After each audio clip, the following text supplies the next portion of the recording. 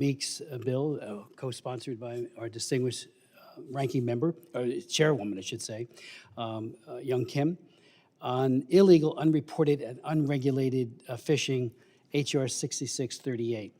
Mr. Chairman, in October of 2023, as chairman of the Commission, Congressional Executive Commission on China, I chaired a hearing entitled "How Forced Labor in China Taints America's Seafood Supply Chain."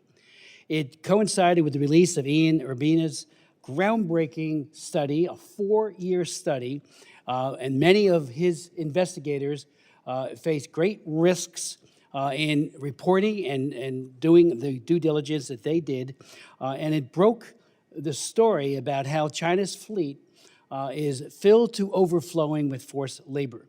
Matter of fact, he testified that of the 357 of the 751 ships that deal with squid, half had serious problems with forced labor. And that's just the ones that they studied. There are even more, but it was an amazing study.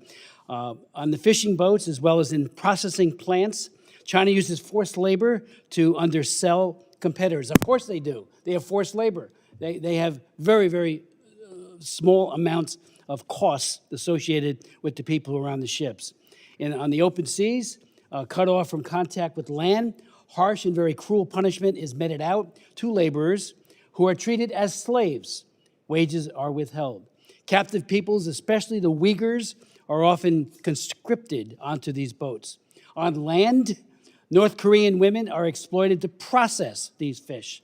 This also has national security implications because Kim Jong-Un's regime is paid a price per head for supplying these North Korean laborers, funds that he then uses, obviously, for his military machine. And here is the kicker. The United States government has been subsidizing this barbaric behavior.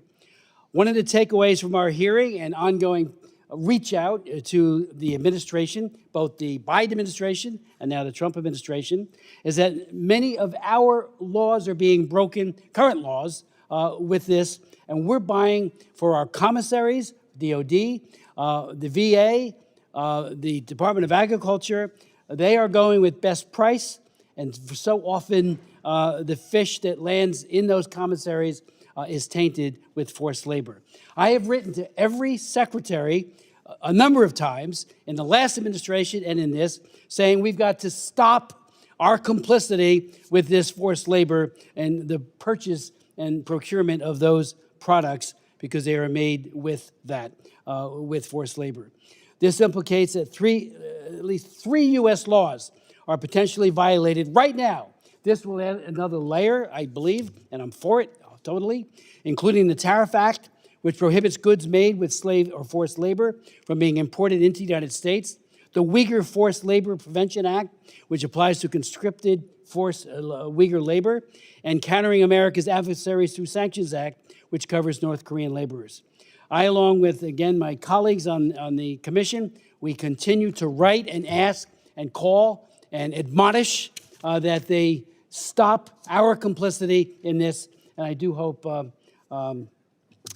that this legislation passes because this will be another layer of us telling the administration to stop it. Yield back. Representative yields back. There being no further discussion of the